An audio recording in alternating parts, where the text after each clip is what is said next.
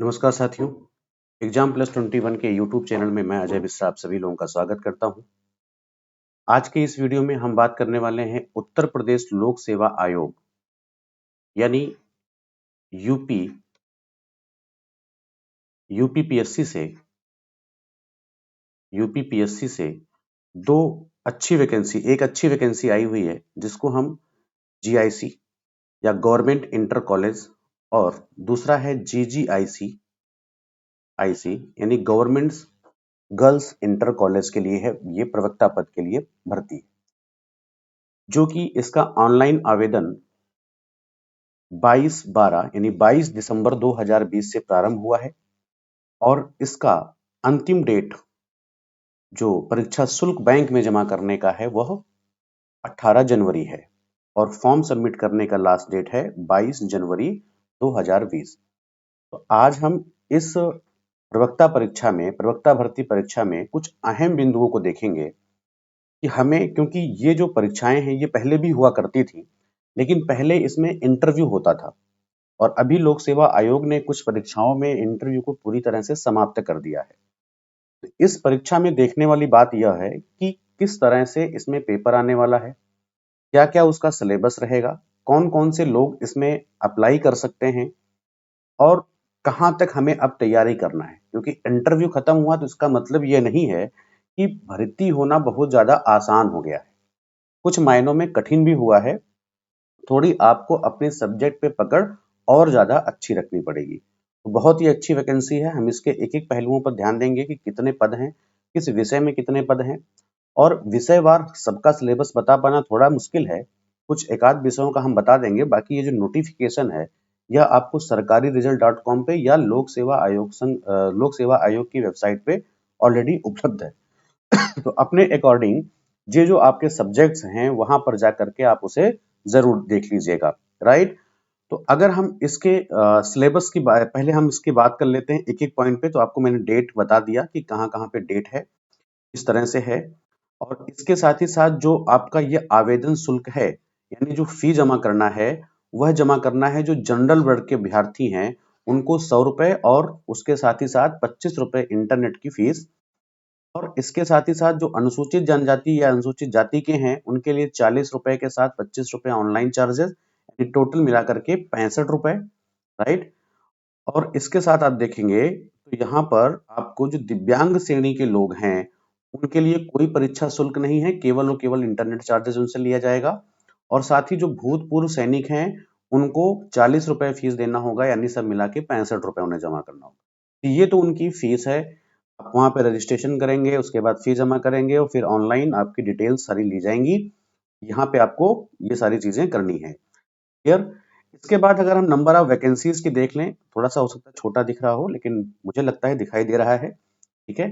तो जो रिक्तियों की संख्या है वह टोटल मिला के जो रिक्तियां हैं वह हैं 1473 यानी 1473, जिसमें जो मेल वर्ग के हैं यानी जो पुरुष वर्ग के हैं उनकी सीटें हैं 991 और जो महिलाओं की श्रेणी के हैं उनकी है जो है 482, राइट।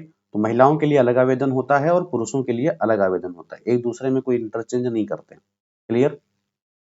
विषयवार वस्तुओं की देखें तो पुरुष यानी जो मेल हैं, मेल के लिए जो संख्या है वो लगभग टोटल मिला के 15 विषयों में प्रवक्ता पदों की भर्ती परीक्षा है, जिसमें हिंदी की 98 सीटें हैं, अंग्रेजी की 100 सीटें हैं, भौतिक विज्ञान की 105, रसायन विज्ञान की 106, जीव विज्ञान की 137, गणित में 132, संस्कृत में 46 और अर्थशास्त्र में 56, नागरिक शास्त्र में 47, भूगोल में 60, इतिहास में 42, समाजशास्त्र में 30, शिक्षा शास्त्र में 1 और उर्दू में 20 और वाणिज्य में 11 सीटें हैं। इनमें मिलाकर के कुछ सीटें क्या हैं, जनरल कैंडिडेट्स के लिए हैं, कुछ ईडब्ल्यूएस के लिए है और कुछ अन्य पिछड़ा वर्ग के लिए और उसी के साथ ही साथ अनुसूचित जाति और अनुसूचित जनजातियों के लिए जो भी उत्तर प्रदेश के आरक्षण के नियमावली में है उसके अकॉर्डिंग सीटों का बंटवारा किया गया है। इसी के साथ ही साथ महिला वर्ग में अगर देखेंगे तो एक नया चीज जुड़ जाता है, होम साइंस, गृह विज्ञान की 10 सीटें यहाँ इनके पास हैं। और इसके साथ ही साथ जो बाकी विषय हैं उनमें कुछ थोड़ा सा कम है पहले वाले से, राइट। तो टोटल मिलाकर 498 सीटें इनके लिए हैं और इसमें अनारक्षित वर्ग यानी जनरल कैंडिडेट के लिए 203 सीटें हैं और ईडब्ल्यूएस के लिए 42 और अन्य पिछड़ा वर्ग के लिए 130, अनुसूचित जाति के लिए 101 और अनुसूचित जनजाति के लिए 6 सीटें हैं। सेम पुरुष वर्ग में भी है। क्लियर? सीटों के बारे में आपका एक डाउट्स ये क्लियर है और आपको ये अन्य जगहों पर मिल जाएगा, राइट? इसके साथ ही साथ उसके बाद आपको आरक्षण के बारे में पूरी तरह से बताया गया है कि किस-किस प्रकार से आरक्षण दिया जाता है, राइट? और यहाँ पे वेतनमान वगैरह के बारे में बताया गया है कि क्या लेवल है 4800 ग्रेड पे 8वें लेवल के इसमें जो है अच्छी ठाक इसमें जो है वेतन है। इसके अलावा और कुछ शैक्षिक अर्हताओं के बारे में बताया है कि जो प्रवक्ता पुरुष या महिला हो, वो समाजशास्त्र, भूगोल, अर्थशास्त्र, इतिहास, नागरिक शास्त्र या भौतिक रसायन में अगर इन सब में वह अपने एग्जाम को देता है, इन चीजों के लिए नागरिक शास्त्र के लिए, भौतिक शास्त्र के लिए, रसायन शास्त्र के लिए, गणित या अंग्रेजी के लिए, तो उसके लिए जो शैक्षिक अर्हता है वह है कि भारत में विधि द्वारा स्थापित किसी विश्वविद्यालय से संबद्ध विषय में स्नातकोत्तर उपाधि या सरकार द्वारा उसके समकक्ष कोई मान्यता प्राप्त या कोई उपाधि। क्लियर? यानी जो नॉर्मल ये सारे विषय हैं इनके लिए आपको नॉर्मल पोस्ट ग्रेजुएशन करना चाहिए। कुछ दिमाग में प्रश्न आता है कि परसेंटेज तो नहीं पूछ रहा, तो यहाँ पे आपको पोस्ट ग्रेजुएशन से केवल मतलब है, केवल आप एमए किए हों या एमएससी किए हों, पोस्ट ग्रेजुएशन से मतलब है, ना कि इनको परसेंटेज से कोई मतलब है। आप केवल और केवल वहां पे क्या होने चाहिए, पास होने चाहिए। क्लियर? इसके बाद जो कि जीव विज्ञान से हैं, जो प्रवक्ता पुरुष या महिला जो इसके लिए जीव विज्ञान से भरेंगे, उन्हें वनस्पति या जंतु विज्ञान में स्नातकोत्तर की उपाधि है। यहाँ पे थोड़ा सा समझने वाली बात है कि आप बायोलॉजी से अगर फॉर्म भर रहे हैं, अगर आप बायोलॉजी से फॉर्म भर रहे हैं तो आपको ये जरूरी नहीं है कि आप किसी जंतु विज्ञान से या वनस्पति विज्ञान से अलग अलग मतलब किसी भी दोनों में से किसी एक में हो, जरूरी नहीं कि दोनों से हो। क्लियर? क्योंकि आपको ही पता है जीव विज्ञान से परास्नातक नहीं होता है। परास्नातक जो होता है वह या तो वनस्पति विज्ञान से होगा या फिर जंतु विज्ञान से, यानी जूलॉजी से होगा या फिर बॉटनी से होगा। क्लियर? और जो शिक्षा शास्त्र जो एजुकेशन के लिए है, चाहे पुरुष हो चाहे महिला हो, उनके लिए क्या आवश्यक है, या तो वो मनोविज्ञान या फिर शिक्षा शास्त्र एजुकेशन में एमए किया हो। क्लियर? या उसके अलावा कोई इसके साथ ही साथ लिखा है कि मान्यता प्राप्त शिक्षण विद्यालय से एलटी डिप्लोमा या भारत में विधि द्वारा स्थापित किसी विश्वविद्यालय से शिक्षा शास्त्र में उपाधि। राइट? शिक्षा शास्त्र में स्नातक और उपाधि में अंतर यह है कि या तो आप एमए एजुकेशन होने चाहिए या फिर एमए इन मनोविज्ञान होने चाहिए या फिर आप शिक्षा शास्त्र यानी एमएड किया हो, बीएड के बाद जो होता है एमएड किया हो। राइट? तो वो लोग भी इसमें फॉर्म भरने के लिए अर्ह हैं। जो कि हिंदी के लिए फॉर्म भरेंगे, चाहे वो पुरुष हो या महिला हो, उन्हें हिंदी में स्नातकोत्तर यानी हिंदी में एमए हो और संस्कृत विषय के साथ कला स्नातक या संस्कृत विश्वविद्यालय वाराणसी से शास्त्री परीक्षा का प्रमाण पत्र उनके साथ हो। राइट? यानी संस्कृत विषय के साथ में एक 8 अंक 8 वहां पे होना चाहिए। और इसके साथ ही साथ जो सरकार है वो मतलब कि जो वाराणसी है जहां पर संस्कृत में वहां पे जो है शास्त्री की परीक्षा का प्रमाण पत्र उसके पास होना चाहिए। जो लोग उर्दू विषय से परीक्षा दे रहे हैं, जो उर्दू विषय में प्रवक्ता बनना चाहते हैं, उनके लिए क्या है कि उर्दू में यानी उर्दू में उनको क्या होना चाहिए, एमए होना चाहिए। जो लोग संस्कृत से दे रहे हैं वह किसी विश्वविद्यालय में संस्कृत से पीजी हो या फिर उसके समकक्ष, यानी अगर वहां से शास्त्राचार्य का जो है जो एमए का अगर आपने वाराणसी से जो संस्कृत में किया हुआ है तो वो भी मान्य होगा। और वाणिज्य वालों के लिए वाणिज्य में जो है उपाधि होनी चाहिए और गृह विज्ञान के लिए महिला, क्योंकि ये केवल महिला वर्ग का है तो इसमें गृह विज्ञान या गृह कला में आपका पोस्ट ग्रेजुएशन होना चाहिए या फिर इलाहाबाद विश्वविद्यालय या बड़ौदा विश्वविद्यालय से बीएससी गृह विज्ञान या गृह कला से स्नातक या गृह अर्थशास्त्र में इलाहाबाद विश्वविद्यालय से स्नातक हो, वो भी मान्य होंगे। या फिर आईटी कॉलेज लखनऊ से उन्होंने बीएससी किया हो। राइट? तो वो भी इस फॉर्म को भर सकते हैं। राइट? इसके अलावा सोशल साइंस गृह विज्ञान के लिए कुछ और साथ में है कि इनके लिए भी अहर्ताएं भी मान्य की जाएंगी। राइट? इसके अलावा आपको अधिमानी अहर्ता दिया हुआ है। अधिमानी अहर्ता में अगर कोई प्रवक्ता शिक्षा शास्त्र, गृह विज्ञान या वाणिज्य को छोड़कर शेष विषयों के लिए अधिमानी अहर्ता कुछ हैं, जिसमें आपको राजकीय मान्यता प्राप्त प्रशिक्षण विश्वविद्यालय से एलटी डिप्लोमा या मैं थोड़ा सा बड़ा कर देता हूं, जिससे आपको देखने में थोड़ी सी आसानी होगी। राइट, थोड़ा सा इसको मैं और बड़ा कर देता हूं। ठीक है, तो यहां पर आपको क्या होना चाहिए कि राजकीय या मान्यता प्राप्त शिक्षा प्रशिक्षण विश्वविद्यालय से एलटी डिप्लोमा या भारत में विधि द्वारा स्थापित किसी विश्वविद्यालय से शिक्षा शास्त्र में स्नातक की उपाधि होनी चाहिए। और इसके अंतर्गत कुछ और अन्य अर्हताएं हैं, यानी प्रादेशिक सेना में कम से कम 2 वर्ष की सेवा दी हो या राष्ट्रीय कैडेट कोर बी प्रमाण पत्र प्राप्त किया हो। ये किसके लिए है?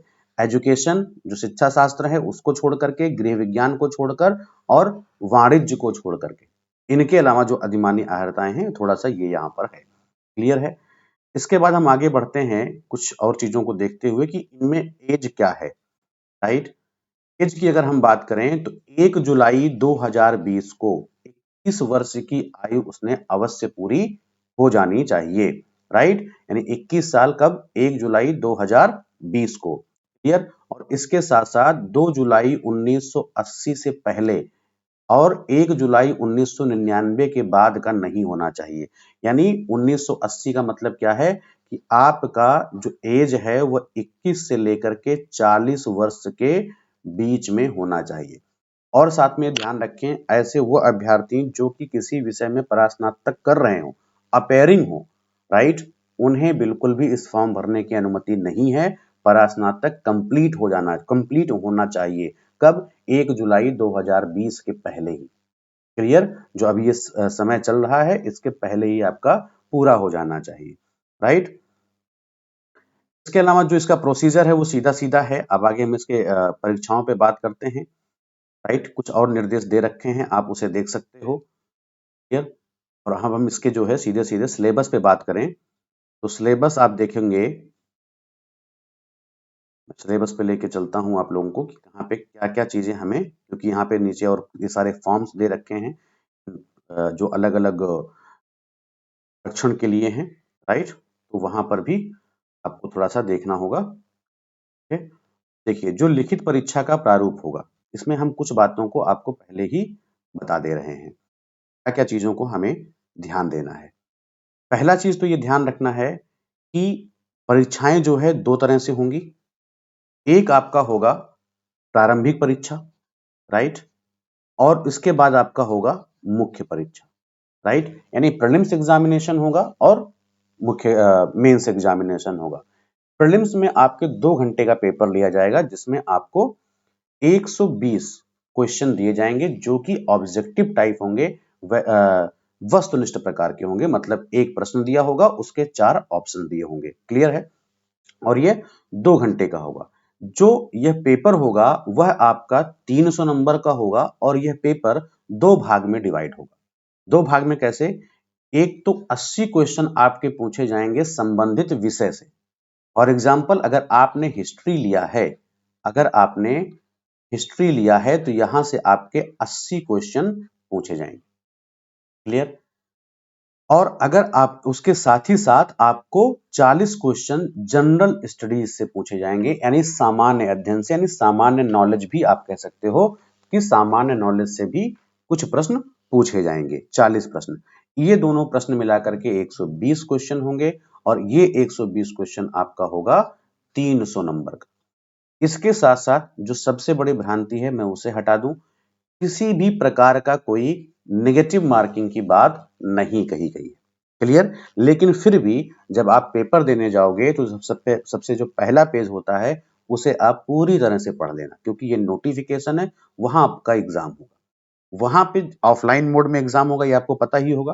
राइट, तो इसके साथ ही साथ आपको ये देखना आवश्यक होगा कि आप ये जरूर देख लें कि उस पेपर के ऊपर नेगेटिव मार्क लिखा है कि नहीं। हालांकि यहाँ पे किसी प्रकार की चर्चा नहीं की है, ऐसा भी नहीं कहा गया है कि नहीं होगा और ऐसा भी नहीं, कहीं भी कोई मेंशन नहीं है होगा या नहीं।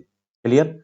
सबसे पहले हम अगर बात करें तो हम बात कर लेते हैं ये कुछ विषयों की कि सामान्य अध्ययन, यानी जो आपके 40 नंबर के क्वेश्चन आएंगे, जो 40 प्रश्न पूछे जाएंगे, उनमें क्या क्या पूछा जाएगा। जिस तरह से नॉर्मल आपने अगर शिक्षा से संबंधित जो लोग बीएड किए होंगे वो बीईओ का एग्जाम दिए होंगे, लगभग उसके समतुल्य ही पेपर रहेगा। राइट, जिसमें आपके सामान्य विज्ञान से प्रश्न पूछे जाएंगे। किस प्रकार के? सैद्धांतिक प्रकार के। आप ध्यान रखिएगा, सामान्य विज्ञान में जो प्रश्न पूछा जाता है वह सैद्धांतिक भी पूछा जाता है और कुछ प्रश्न व्यवहारिक पूछा जाता है। राइट? अब मन में ये कंफ्यूजन होगा कि सैद्धांतिक क्या है और व्यवहारिक क्या है। सैद्धांतिक का मतलब होता है सिद्धांतों पर आधारित प्रश्न पत्र। राइट? सिद्धांतों पर आधारित। सिद्धांतों पर आधारित का मतलब क्या है?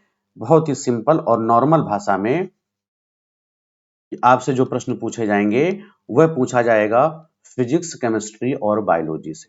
क्लियर? सैद्धांतिक का मतलब यह हुआ कि आपसे पूछा जाएगा फिजिक्स, केमिस्ट्री, रसायन विज्ञान और बायोलॉजी से। राइट? चाहे इसमें रोग से प्रश्न पूछ सकता है, साबुन से प्रश्न पूछ सकता है, किसी फ्यूल से पूछ सकता है, किसी बीमारी कारण, वायरस निवारण, इन सब से प्रश्न पूछता है।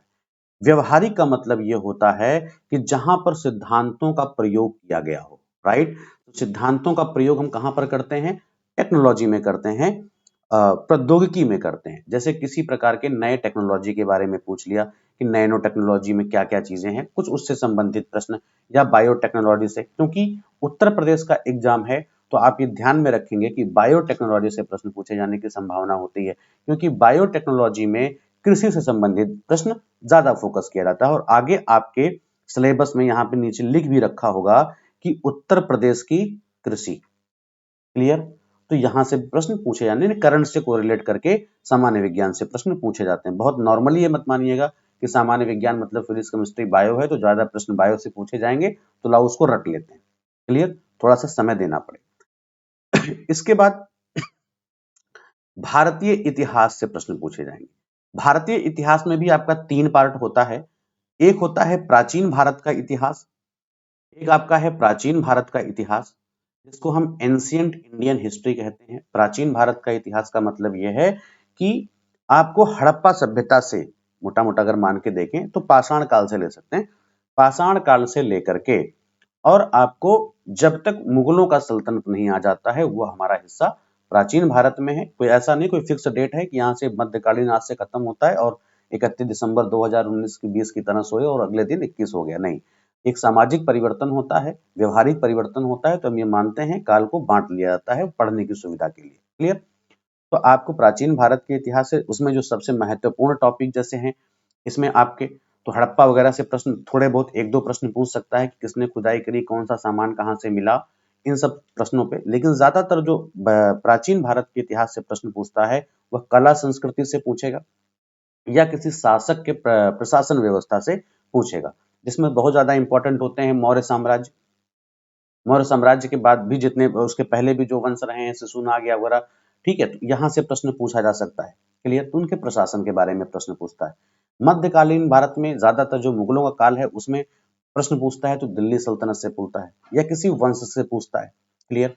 इसके साथ ही साथ अगर हम आधुनिक भारत की बात करें, ठीक है, क्योंकि इसमें तीनों हिस्से हैं, एक तो प्राचीन भारत और दूसरा आपका क्या है, आधुनिक भारत, मध्यकालीन भारत, और तीसरा आपका है आधुनिक भारत। आधुनिक भारत का मतलब क्या होता है कि जहां से अंग्रेजों को हटने के बाद जब धीरे धीरे पुर्तगाली, डच ईस्ट इंडिया कंपनी ये सब लोग भारत में आते हैं, वहां से एक तरह से मान सकते हैं यूरोपियों के भारत में आने से, यूरोपियों के भारत में आगमन से लेकर के और भारत के लगभग स्वतंत्रता तक उसमें एक हिस्से को छोड़ दिया जाता है। वह आपसे यहाँ के आपके सिलेबस में अलग कर दिया है, भारतीय राष्ट्रीय आंदोलन, इंडियन नेशनल मूवमेंट। इसको वहां से थोड़ा सा डिफरेंट कर दिया है। यानी आपको स्वतंत्रता तक वहां से आपको आधुनिक भारत में रखना है, लेकिन जो भारतीय राष्ट्रीय आंदोलन बड़े बड़े हुए हैं, चाहे असहयोग हो चाहे कुछ भी हो आंदोलन हो, वो सारे आंदोलन आपसे पूछे जाएंगे अलग से। अलग का मतलब ये नहीं पेपर से बाहर होगा, उन्हीं 40 प्रश्नों में यह शामिल होगा। तो आप देख सकते हो आपके पास 11 टॉपिक लिखे हैं। तो अगर हम उनमें हिस्से की बात करें तो लगभग 25 से 30% हिस्सा आपको भारतीय इतिहास से पूछा गया। इसके बाद भी है, आपको चौथे नंबर पे एक चीज दिख रहा है संस्कृति, जो कि क्या है, आपके हिस्ट्री का ही हिस्सा है। तो आप ये मान के चलें कि लगभग 25 से 30% हिस्सा आपका किससे है, 25 से 30% हिस्सा आपका है भारतीय इतिहास और संस्कृति से।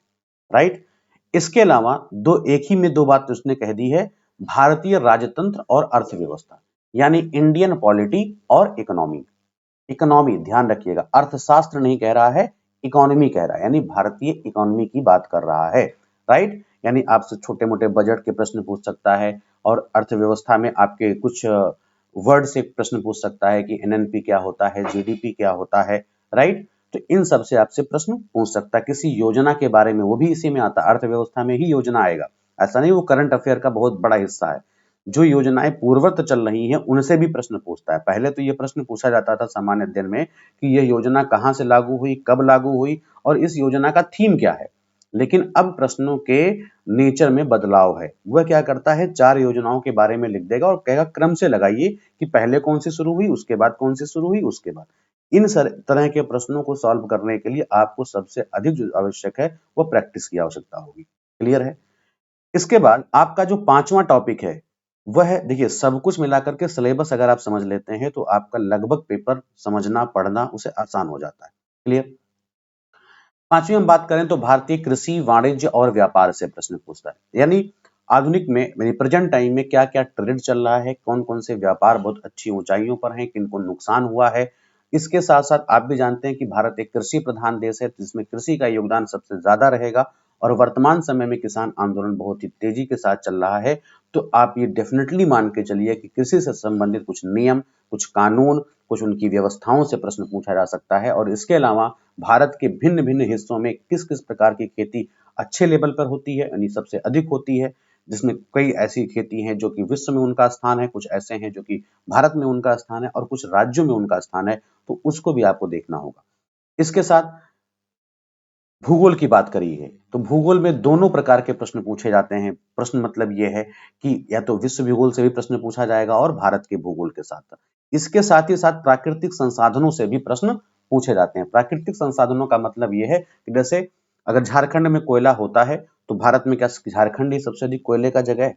राइट, वहां से किसको क्या क्या चीजें कहां से मिलता है, प्राकृतिक संसाधन भारत में किन हिस्सों से क्या क्या मिलते हैं, चाहे वो खनिज हो, चाहे वो लवण हो, चाहे वो किसी प्रकार का फ्यूल हो, या कुछ भी हो। राइट, तो प्राकृतिक संसाधनों से प्रश्न पूछा जाता है।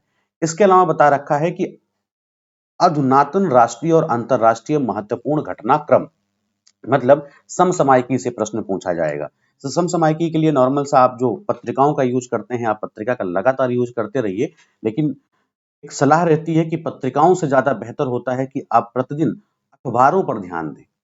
राइट, अखबारों से आपको क्विक न्यूज मिल जाता है कि ये न्यूज क्या है, और उसके बारे में आप खुद सर्च करें, नेट पे देखें कि अगर कोई किसान आंदोलन चल रहा है तो किसान आंदोलन कि वर्तमान में एक बहुत बड़ा मुद्दा है, तो यहाँ पर आपको ये देखने की बात होगी कि किसान आंदोलन से लेकर के अब तक क्या क्या नियम में बदलाव हुए हैं, उनको देखेंगे तो करंट अफेयर से कोरिलेट करके वो प्रश्न पूछता है।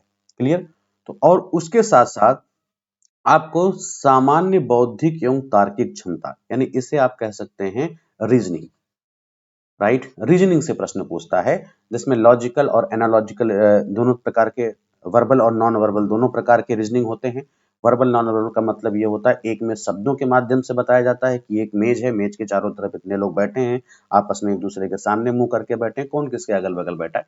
इस प्रकार के प्रश्न को जो है हम कहते हैं वर्बल। नॉन वर्बल मतलब ये होता है अशाब्दिक। अशाब्दिक मतलब बिना शब्दों के बताया गया हो। बिना शब्दों के बताने का मतलब क्या होता है कि जैसे आपको कोई इमेज दे दिया हो, पूछा हो कि इस इमेज का अगर हम शीशे में मिरर के सामने रखें तो कौन सी आकृति बनेगी, या कुछ पासा वगैरह दे रखता है, या फिर कोई ट्रायंगल दे रखता है, काउंट करिए कितने ट्रायंगल हैं, ये काफी फेमस होता है, तो इन पे प्रश्न पूछा जाता है। इसके अलावा आपको यूपी स्पेशल के बारे में पढ़ना है, उत्तर प्रदेश विशेष के बारे में पढ़ना है, जहां पर उत्तर प्रदेश की शिक्षा, उसकी संस्कृति, कृषि, उद्योग, व्यापार और रहन सहन और सामाजिक प्रथाओं और से संबंध जो विशिष्ट जानकारी है उसके बारे में प्रश्न पूछता है। इसके बाद आपसे पूछेगा प्रारंभिक गणित। राइट, प्रारंभिक गणित तो ये नॉर्मल मैथमेटिक्स से थोड़ा सा लो लेवल का होगा, जो कि क्लास 8th तक होगा। तो इसमें मेरा सजेशन ये होगा कि आप क्लास 6 से लेकर के 8th तक में आप देखो एनसीईआरटी में कौन कौन से मैथ है, उनके सारे सवाल को सॉल्व कर लो। राइट, इसके अलावा कुछ प्रैक्टिस पेपर सॉल्व कर लो, क्योंकि थोड़ा सा जो लोग बीए एमए करते हैं उनकी प्रैक्टिस छूट जाती है इस विषयों पर। तो आपको यहाँ पर ये विशेष ध्यान देना है कि आपको इसमें अंक गणित, चाहे अर्थमेटिक हो, अलजेब्रा हो यानी बीजगणित, या फिर टेक्नोमेट्री हो, आप यहाँ से प्रश्न आपके पूछे जाएंगे। राइट, 10वें 11वें नंबर पे जो आपका लिख रखा है वो है पारिस्थितिकी और पर्यावरण, जो कि खुले रूप में भूगोल का ही एक हिस्सा है और ये कहें कि इंटरनल रूप से कुछ साइंस का भी हिस्सा है, जिसमें बॉटनी आपका प्रमुख है, राइट। तो ये दोनों साइंस और भूगोल के बीच की कड़ी हैं, राइट। तो इसको भी आप पारिस्थितिकी और पर्यावरण से, पहला चीज तो करंट अफेयर और इसके कुछ आंदोलन जो कभी हुए हों और कोई नियम बनाया गया हो, या विश्व स्तर पर भी इसके प्रश्न पूछे जाते हैं, राइट, कि कौन कौन सी संस्थाएं पर्यावरण परिस्थिति के लिए विश्व स्तर पर कार्य कर रही हैं, राइट। तो इसके लिए आप कुछ थोड़ा बहुत इसमें से आप पढ़ सकते हो, क्योंकि ये आपके 40 नंबर में से मैंने आपको बता दिया, अगर सबसे अच्छा परसेंटेज देखोगे तो इतिहास का है। सेकंड नंबर पे जब आप आओगे तो वहां देखोगे साइंस का है। तीसरे नंबर पे आप आओगे ज्योग्राफी का है, फिर आपका यूपी स्पेशल है, क्योंकि यूपी स्पेशल लगभग सभी विषयों को उसने इसमें समाहित कर दिया, क्योंकि संस्कृति की बात करी है तो संस्कृति, अगर उत्तर प्रदेश की संस्कृति कभी प्राचीन भारत के इतिहास से संबंध करके पूछ लेगा, कभी मध्यकालीन भारत के इतिहास से पूछ लेगा, कभी आधुनिक भारत के इतिहास से पूछेगा। कृषि में भी सेम, राइट, पहली बार खेती यहाँ पे कहाँ हुई, कैसे हुआ, राइट। तो वो भी जो है सभी इतिहास से संबंधित प्रश्न होते हैं। सामाजिक प्रथाएं, यानी कौन कौन सी प्रथाएं उत्तर प्रदेश में व्याप्त हैं, किनका पतन होना है, और जो पतन हो रहे हैं उन प्रथाओं को जरूर आप ध्यान में रखेंगे, उनसे प्रश्न पूछे जाने की संभावना थोड़ी ज्यादा रहती है। व्यापार के क्षेत्र में उत्तर प्रदेश का कौन सा स्थान है, किन किन चीजों में उद्योग और व्यापार में उत्तर प्रदेश अव्वल है, उनके कुछ डेटाबेस पे भी प्रश्न पूछे जा सकते हैं। इसके बाद हम बात करें, ये तो खाली आपके 40 नंबर के प्रश्नों की बात। अब आपकी बात होती है 80 नंबर के प्रश्नों की, जो कि आपके ऑप्शनल से है। तो मैंने जैसा पहला एग्जांपल लिया इतिहास का, तो मैं आपको इतिहास में बता दूंगा कि वहां पे क्या क्या सिलेबस है, क्योंकि इसने क्या रखा है कि वैकल्पिक विषयों का पाठ्यक्रम मुख्य परीक्षा की भांति होगा। मतलब पूछे तो प्रश्न आपसे जाएंगे ऑब्जेक्टिव लेवल पे, लेकिन जो उसका सिलेबस होगा वह पूरी तरह से निर्धारित होगा मुख्य परीक्षा के बेस पे। तो आगे अभी हम देखेंगे कि मुख्य परीक्षा में कौन कौन से विषय हैं, और उन विषयों के जो भी आपके विषय हैं उन विषयों का क्या क्या है, वो आपको नोटिफिकेशन के माध्यम से मिल सकता है। कुछ एक आध विषय, जैसे इतिहास मेरा सब्जेक्ट है तो मैं इतिहास के विषय से आपको बता दूंगा कि वहां पे क्या क्या प्रश्न पूछे जाने की संभावना है। मुख्य परीक्षा में बात करें तो मुख्य परीक्षा का पाठ्यक्रम कुछ इस प्रकार से होगा, आप इसे देखें। मुख्य परीक्षा में जो पहला प्रश्न पत्र होगा, 2 पेपर होंगे, जिसके लिए एक पेपर के लिए, पहले पेपर के लिए 2 घंटे का समय होगा, जिसमें आपसे सामान्य हिंदी और निबंध के प्रश्न पूछे जाएंगे। एक निबंध आपको लिखना है और बाकी आपको सामान्य हिंदी से प्रश्न पूछा जाना है। 100 नंबर में आपका 50 नंबर जो आधारित है वह हिंदी से है, और 50 नंबर का एक निबंध पूछा जाएगा, और उस निबंध के लिए आपको यहाँ पे सिलेबस दे रखा है। सिलेबस नहीं कि इसी इसी पे लिख देगा कि साहित्य और संस्कृति से निबंध लिखे, नहीं, ऐसा नहीं है। साहित्य और संस्कृति के किसी विषय को उठाएगा, या किसी राष्ट्रीय विकास की योजनाओं या उनके क्रियान्वयन से कोई विषय उठाएगा, या राष्ट्रीय अंतरराष्ट्रीय सामायिक सामाजिक समस्याओं या उनके निदान से कोई विषय उठाएगा, साइंस टेक्नोलॉजी से उठाएगा, प्राकृतिक आपदाओं से उठाएगा, उसके निवारण, या फिर कृषि और उद्योग व्यापार से। इसमें आपको करना क्या, क्योंकि आप देखो ये एक प्रश्न है और ये आपको 50 नंबर देने, राइट, 1000 शब्दों में लिखना है। जब तक आपकी मुख्य परीक्षा नहीं आ जाती है, तब तक, जब से आप ये वीडियो देखना शुरू कर रहे हो, जिन लोगों ने सोचना स्टार्ट किया है, इनमें उन लोगों की संभावना ज्यादा बढ़ेगी जो कि ऑलरेडी लोक सेवा आयोग या संघ लोक सेवा आयोग की परीक्षाओं में लगातार हिस्सा ले रहे हैं। आपको किसी इनमें से एक विषय के निबंध को चूज कर लेना है। सपोज करिए कि आपने चूज कर लिया विज्ञान और पर्यावरण, तो आपको सबसे पहला काम क्या करना है कि इससे जुड़े हुए सभी तथ्यों को इकट्ठा करना है, चाहे वो न्यूज़पेपर में आ रहा हो, चाहे मैगजीन में आ रहा हो। जो लोग संबंधित सीधे इसी विषय से वो लिखना चाहते हैं, मैं उनके लिए थोड़ा सा एक हेल्प और कर सकता हूं, कि जैसे आप विज्ञान और पर्यावरण से अगर प्रश्न लिख रहे हैं, तो विज्ञान और पर्यावरण के लिए 2 बेहतरीन मैगजीन एक आती है, एक होता है योजना और कुरुक्षेत्र। इनमें से अगर कोई पढ़ रहा हो तो बहुत ही अच्छी बात है, अगर नहीं पढ़ रहा तो कुरुक्षेत्र आपको पढ़ना पड़ेगा, और विज्ञान प्रगति, तो उसमें आप किसी एक अच्छे टॉपिक को ले लो, 2-3 टॉपिक को एक साथ मिक्स करो और उन पे कम से कम हफ्ते में या 15 दिन में एक बार 1000 से 1500 वर्ड लिखो। आप देखना कि उससे संबंधित अगर आपसे कोई भी निबंध पूछेगा, राइट, तो वह आपके सामने खुद ही दिखाई देगा कि हाँ, मैंने इस पे काम किया। लेकिन आपको उस संबंधित विषय से प्रत्येक एक हफ्ते में या 15 दिन में एक निबंध जरूर लिखना है, और किसी अपने वरिष्ठ टीचर या कोई भी आपके आसपास में हो उनसे आप जरूर चेक करवाते रहें, राइट। यहाँ भी आप चेक करवा सकते हैं, आप जो नीचे नंबर दे रखा है आप इसे व्हाट्सअप कर सकते हैं। क्लियर। सेम इसी तरह सब में करना है। जैसे अगर आप राष्ट्रीय विकास योजनाओं पे कर रहे हैं तो आपको योजना पढ़ना जरूरी है। तो योजना से आप बहुत सारी विकास की योजनाएं देखेंगे, उनमें से 2-4 योजनाओं को इकट्ठा करो और उन पे लिखने का प्रयास करो। बिना लिखे इसमें कुछ नहीं हो सकता। तो ये आपके 50 नंबर की बात हो गई। अब बचा बाकी के 50 नंबर, वह आपके हिंदी से हैं, जिसमें आपको क्या देने वाला है कि एक गद्यांश दे देगा और उसका संक्षेपण दे देगा, प्रेसीज जिसे आप इंग्लिश में बोलते हैं। उससे संबंधित कुछ प्रश्न देगा और कुछ रेखांकित अंशों जो मतलब नीचे एक कुछ वर्ड्स लिख देगा, सेंटेंस के नीचे एक लाइन खींच देगा और उससे व्याख्या के लिए पूछेगा। तो पहला चीज तो आपसे पूछेगा और दूसरा आपसे शीर्षक पूछेगा उसी का। तो आप देखो कि तीन चार इसी में आ गए। एक तो संक्षेपण आ गया, फिर 2-4 प्रश्न दे देगा, फिर कुछ अंश देगा और उसका एक उपयुक्त शीर्षक पूछेगा। तो 5-6 नंबर आपके इधर से मिल जाने। राइट, अब बचे आपके लगभग 40 नंबर। ठीक है, 40 नंबर में आपसे अनाक्यार्थी शब्द, विलोम, पर्यायवाची, तत्सम, तद्भव, ये सारी चीजें आपसे पूछेगा, जो यहाँ पे सारी चीजें लिखी हुई हैं। संधि, समास, शब्द रूप, क्रियाएं, हिंदी वर्णमाला, विराम चिन्ह, शब्द रचना, वाक्य रचना, अर्थ, मुहावरे। तो जो लोग भी हरदेव बाहरी या पृथ्वीनाथ पांडे जैसे किताबों को पढ़ रहे हैं, उनके लिए बेहतर है और अपनी वोकैब को हिंदी में काफी ज्यादा सही करें, क्योंकि आपको यहाँ पे विकल्प नहीं मिलने वाले, आपको यहाँ पे लिखना होगा। राइट, ये सारे जितने मेंस के पेपर हैं, ये लिखित परीक्षा पर आधारित है, सब्जेक्टिव टाइप परीक्षाओं से। क्लियर है? इसके बाद हम बात करते हैं जो आपका वैकल्पिक विषय है। तो वैकल्पिक विषय पहले तो आपका कोई भी हो, वह आपका जो पेपर होगा वह केवल और केवल 20 नंबर का हो। राइट, 20 नंबर का होगा, यानी आपने ऊपर अभी देखा कि कितने मार्क्स का है ये, 100 नंबर, सॉरी 300 नंबर का। यानी ये 20 नंबर का जो प्रश्न है, ये जो 20 नंबर का प्रश्न है वह आपका 300 नंबर का होगा। राइट, इसके लिए आपको 3 घंटे का समय दिया जाएगा। 20 क्वेश्चन पूछे जाएंगे जो 3 खंडों में आपका बटा होगा। राइट, 3 खंडों में बटा होगा। पहले खंड में आपके 5 प्रश्न होंगे। राइट, और इनकी जो उत्तरों की शब्द सीमा है वह 250 वर्ड का होगा और एक प्रश्न 25 नंबर का होगा। राइट, यानी 25 और 105, 125 नंबर का प्रश्न आपका जो पहला शीर्षक होगा वह होगा सेक्शन ए से। सेक्शन बी में आपके फिर से 5 प्रश्न दिए जाएंगे जिनकी शब्द सीमा 150 शब्दों की होगी, यानी 150 शब्दों में आपको उसका उत्तर लिखना होगा। राइट, और उत्तर लिखने की कला भी आपको सीखनी होगी। राइट, कि कैसे उत्तर को बेहतर लिखा जाए। उसके लिए आप आंसर क्वेश्चंस को लिख करके प्रैक्टिस पेपर आप व्हाट्सएप नंबर पर भी आप भेज सकते हो, हम यहाँ से आपको चेक करके भेज देंगे कि आपकी कमियां कहाँ हैं, उनको हम बता देंगे। क्लियर? इसके साथ ही साथ लेकिन आपको प्रैक्टिस इस पे करना पड़ेगा। क्लियर? अगर आप इसकी प्रैक्टिस करते रहेंगे तो प्रीलिम्स अपने आप निकल जाएगा। मुख्य परीक्षा पर ही विशेष तौर पे आपको ध्यान देना है। ठीक है, जो कि 15 नंबर का होगा, तो 15 5 75। राइट, 75 नंबर आपके यहां से उठने हैं।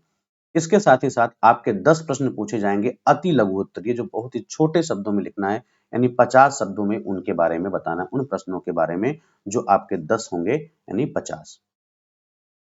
राइट, तो टोटल आपके लगभग कंप्लीट 300 नंबर हो जाते हैं। इसके बाद आपको यहाँ पे सिलेबस दे रखा है, आप कौन कौन से विषय भरेंगे, कौन कौन सी जो आपकी विषय होगा उसके अकॉर्डिंग आपका सिलेबस है। मगर इतिहास के सिलेबस की बात करें, तो इतिहास के सिलेबस पे सीधे आपको लेके चलते हैं। जो लोग इतिहास से भर रहे हैं, उम्मीद है कि ज्यादा संख्या होगी इनकी। इतिहास पे बात करते हैं तो सब विषय का दे रखा है, यहाँ पे मैथ का दे रखा है, केमिस्ट्री, नगरीय शास्त्र का दे रखा है, जूलॉजी, बॉटनी, संस्कृत का दे रखा है, भूगोल का दे रखा है। यानी आपको लगभग सारे विषयों का दे रखा है।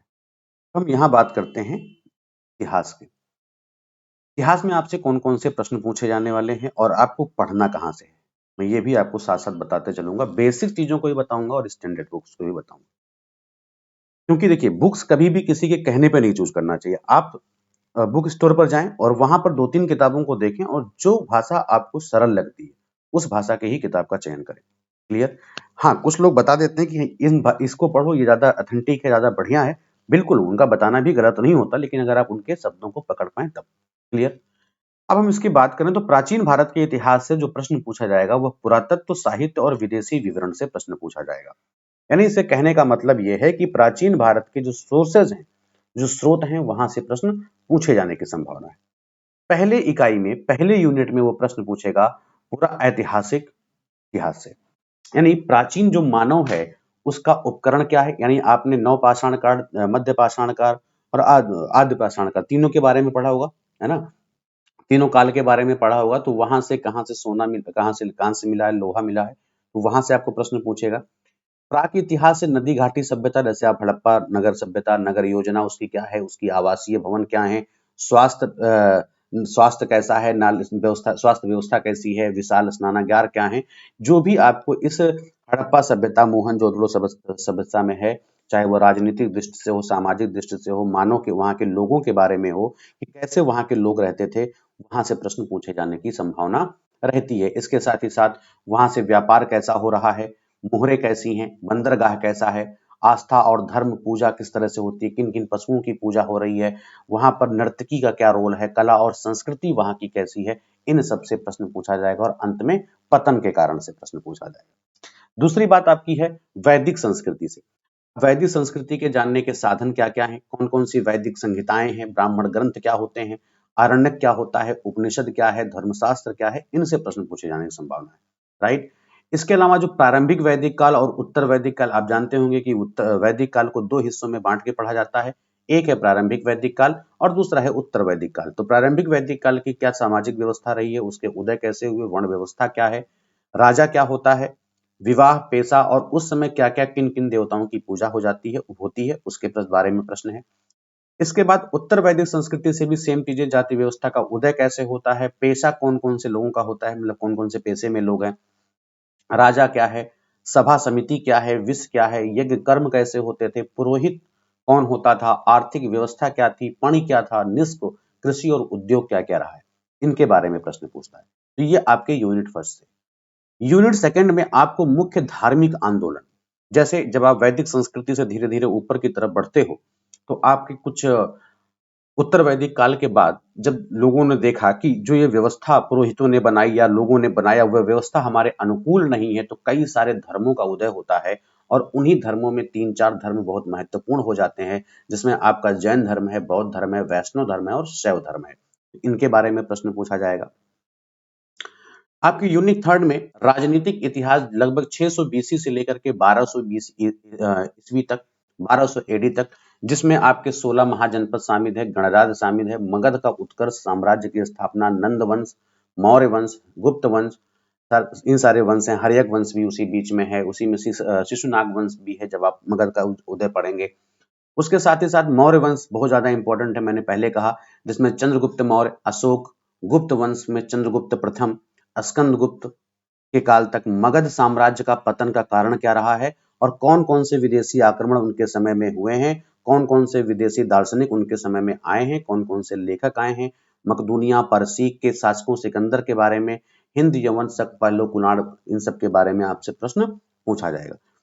उत्तर भारत की स्थिति में अगर देखेंगे तो वहां से 500 से लेकर 650 ईस्वी तक, 500 एडी से लेकर के, ध्यान रखिएगा बीसी नहीं बोल रहा, एडी ईस्वी से लेकर के 650 ईस्वी तक उत्तर गुप्त मौखरी वंश और हर्षवर्धन से आपके प्रश्न पूछे जाएंगे। उस समय की जो प्रमुख स्थानीय शक्तियां थी, जैसे राजपूत थे 700 से लेकर 1200 ईस्वी तक, जिसमें शुंग, कण्व, अर्ध सातवाहन, मौखरी, पुष्यभूति, गुर्जर प्रतिहार, चंदेल, परमार, चालुक्य, वादामी के चालुक्य, वैगी के चालुक्य, पल्लव, राष्ट्रकूट, कल्याणी के चालुक्य और पहदकल के चालुक्य, चोल, इन सब पे प्रश्न पूछा जाएगा। मतलब जो भी इतिहास का ये चैप्टर है, जो भी इतिहास लोग ले रहे हैं, जितना आप लोगों ने ग्रेजुएशन और पोस्ट ग्रेजुएशन में पढ़ा है, उसमें से कुछ लोग ऐसे, जैसे मान लीजिए आपने प्राचीन भारतीय इतिहास से एमए किया है, उससे कोई फर्क नहीं पड़ता, आपको कंप्लीट इतिहास पढ़ना है, ठीक है। इसके साथ साथ अभी आप सोचो प्राचीन भारत में ही लगभग चल रहे हो, ठीक है। प्राचीन भारत के यूनिट 4 में प्राचीन भारत के इतिहास, आर्थिक इतिहास, कृषि, व्यापार, वाणिज्य, उद्योग धंधे, श्रेणी व्यवस्था, नाना के देशी सिक्का प्रणाली, इसके साथ साथ इकाई 5 में प्राचीन समाज, वर्ण, जाति, आश्रम, पुरुषार्थ, संस्कार, शिक्षा, इन पे प्रश्न पूछा जाएगा। आते हैं आर्ट एंड कल्चर में, तो आर्ट एंड कल्चर में मंदिर, स्तूप, मूर्तिकला, चित्रकला, अन्य कलाएं, हस्तकला, पात्रकला, राष्ट्रकला, मतलब जितने प्रकार के आर्ट रहे हैं वहां से प्रश्न पूछा जाएगा। मोहम्मद गौरी से प्रश्न पूछा जाएगा। दास वंश, खिलजी वंश, तुगलक वंश, सैयद लोदी, बाबर, मुगल साम्राज्य के निर्माता, हुमायूं, शेरशाह सूरी, इन सब पे प्रश्न पूछा जाएगा। इसके साथ ही साथ जो मुगल साम्राज्य, उसका पतन कैसे होता है, मुगलों की शासन व्यवस्था क्या है, उनकी आर्थिक नीति कैसी है, बहमनी और विजयनगर का प्रशासन कैसा है, शिवाजी और मराठों का उत्कर्ष कैसे होता है और उनका पतन कैसे होता है, साथ ही साथ शासन व्यवस्था क्या है उस समय की दिल्ली सल्तनत की, राइट, उनकी शासन व्यवस्था, मुगलों की शासन व्यवस्था, उनकी विशेषताएं क्या हैं, मुगल कालीन संस्कृति क्या है, प्रांतीय शासन क्या है, शेरशाह सूरी की शासन व्यवस्था क्या है, भूमिकर व्यवस्था शेरशाह सूरी और अकबर की भूमिकर व्यवस्था क्या है, मुगलों की धार्मिक नीति, बाबर की धार्मिक नीति, हुमायूं और अकबर की धार्मिक नीति, दीन इलाही, जहांगीर, यहाँ से प्रश्न पूछे जाएंगे। तो इस तरह से आपके पूरे इतिहास को लेकर के प्रश्न पूछे जाने की संभावना है कि जिसमें आपको स्वतंत्रता तक लगभग आप देख रहे हो 1935 के, ज्यादा सिलेबस के बारे में डिस्कस करना ठीक भी नहीं, आप इत्मीनान से उसे पढ़ें। हम एक ही सिलेबस पे नहीं होगा तो हम देखेंगे, अगर समय मिलता है तो हम उस पर वीडियो भी लाने का प्रयास करेंगे कि हम आपको प्रश्न, मुख्य परीक्षा के प्रश्नों को हम आपको डिस्क्राइब करके आपको हम वहां बता पाए कि कैसे कैसे आपको आंसर राइटिंग करना है। लेकिन ये ध्यान रखिएगा कि लगभग यहाँ पर आप देख रहे हैं पड़ोसी देशों से संबंध, पाकिस्तान, चीन, चीनी आक्रमण, 1962 ए बांग्लादेश, यानी आपको 1965 तक मान के चलिए, आजादी के बाद 1965 तक के इतिहास के बारे में आपको पूरी तरह से समझ रखनी है और इन सभी विषयों पर आधारभूत समझ रखनी है कि आप उनके बेस को भी समझते हो और उससे कंक्लूजन भी निकाल सकते हो। क्लियर? हम एक क्लास इस पे भी लेंगे कि 250 वर्ड का आंसर कैसे लिखेंगे, उसमें क्या क्या चीजें होनी चाहिए, 150 वर्ड के आंसर में हम लोग क्या क्या चीजें रखेंगे और 50 वर्ड के आंसर्स में हम लोग क्या क्या चीजें रखेंगे। हम अपने कुछ ऐसे वीडियोस भी आपके सामने लेकर के आएंगे, तो उससे आपका ये सारी चीजें है ना, इस पे और भी ज्यादा क्लियर हो जाएगा। राइट? तो मिलते हैं नेक्स्ट वीडियो में इतिहास विषय के ही कुछ कुछ प्रश्नों के साथ में कि मुख्य परीक्षा में जो प्रश्न आपसे पूछे जाएंगे उन पे किस तरह से हम काम कर सकते हैं। इसके साथ ही साथ हम आपको यहाँ पर बता दें कि जब तक ये समझ में नहीं आ रहा है कि हमें अपने क्योंकि आप ये देख रहे हो कि सबसे ज्यादा नंबर जो मिल रहे हैं आपको 300 नंबर आपके मुख्य परीक्षा में आपके वैकल्पिक विषय से मिल रहे हैं और 80 क्वेश्चन वहां से मिल रहे हैं। राइट? तो आपकी कहीं ना कहीं वेटेज जो है वैकल्पिक विषय पर जाता है। तो जो भी आपका वैकल्पिक विषय है, अगर मैं इतिहास की बात करूं तो सबसे पहला काम आप ये करें कि इसी में की श्रृंखला में एक एनसीईआरटी की सीरीज दे रखी है, आप उसे एक बार देखें इसी चैनल पे। राइट? और इसके साथ ही साथ मैं उसमें लगातार काम कर रहा हूं और उसके साथ साथ आप क्लास 6 से लेकर के 12 तक की जितनी एनसीईआरटी है सबसे पहले आप उसे खत्म करें। राइट? पहले आप उन एनसीईआरटी को आधारभूत तरीके से उसको समझिए, उस पर काम करिए, उनमें कुछ अपने खुद ही प्रश्न बनाइए और उन प्रश्नों को लिखने का प्रयास करिए। जैसे आपको कई सारे चीज मिलेंगे, संगम साहित्य है, अब संगम साहित्य के बारे में आपको 50 शब्दों में लिखना है। राइट? तो संगम साहित्य में कि कैसे कैसे तमिल में कैसे होता था कि दक्षिण भारत के कौन कौन से जो है आते थे, वो इकट्ठा करते थे जितने कवि होते थे, फिर उनसे एक साहित्य बनता था, उसे संगम साहित्य। तो ऐसे आपको कुछ चीजों को लिखना है। इसके साथ ही साथ आप कुछ जो रेफरेंस बुक आप मार्केट में जाएं तो बहुत सारी किताबें हैं, जैसे आपको झा एंड माले की किताब मिलेगी प्राचीन भारत के इतिहास के लिए, और वर्मा की किताब मिलेगी आपको मध्यकालीन भारत के लिए, आधुनिक भारत के लिए बिपिन चंद्रा की किताबें मिलेंगी। तो उन पे एक बार हिस्ट्री सेक्शन में जाके आपको जो समझ में आता है वहां से आप लें प्रश्नों को। राइट? और वहां से आप जरूर उस चीज को पढ़ने का प्रयास करें, क्योंकि सिलेबस इसका बहुत बड़ा है। आप ये नहीं कि इतिहास का सिलेबस बहुत बड़ा है, इतिहास का सिलेबस तो फिर भी सही है, ये सीक्वेंस वाइज है, क्रमबद्धता में है। राइट? लेकिन बाकी विषयों में भी एक सिलेबस जो है, इसका जो एग्जाम होगा आप ये बिल्कुल मान के चलें कि मुख्य परीक्षा जो कि लोक सेवा आयोग की जो परीक्षाएं होती हैं, उनके जो हायर पोस्ट है, जो अधीनस्थ की परीक्षाएं होती हैं लाइक एसडीएम और इन सब की परीक्षाएं होती हैं, इनके जो मुख्य विषय में जो वैकल्पिक विषय होता है लगभग उसके बराबर का ही आपका सिलेबस है, उससे जरा सा भी कम नहीं है। बल्कि थोड़ा सा कंट्रोवर्शियल भी है कि आपको 50 शब्दों में आंसर लिखना है, और जो थोड़ा सा कठिन काम होता है, ये नहीं कि 50 शब्दों में वो छोटा है, वो बहुत ही सटीक आंसर उसमें लिखना होता है। तो हम नेक्स्ट वीडियो में आपको लेखन शैली पे बात करने वाले हैं। राइट? थैंक यू, मिलते हैं फिर नेक्स्ट वीडियो में।